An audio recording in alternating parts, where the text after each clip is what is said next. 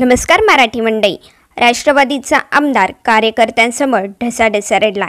तर काय आहे बातमी सविस्तर जाणून घेण्यासाठी व्हिडिओ पूर्ण पहा आणि जर आपल्या चॅनलला अजून सबस्क्राइब केलं नसेल तर लगेच सबस्क्राइब करून घ्या। सध्या लोकसभा निवडणुका तोंडावर आल्या असताना राजकारणात अनेक राजकीय घडामोडी पाहायला मिळत आहेत। तर आता राजीनामा देताना राष्ट्रवादीच्या आमदाराचा कार्यकर्त्यांसमोर कंठ दाटलाय।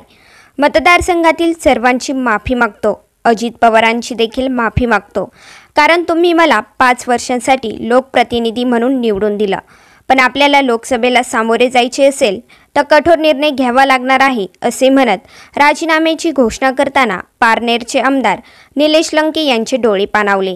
सुपा येथे मतदारसंघातील कार्यकर्त्यांच्या बैठकीत निलेश लंके यांनी हा निर्णय घेतला आहे।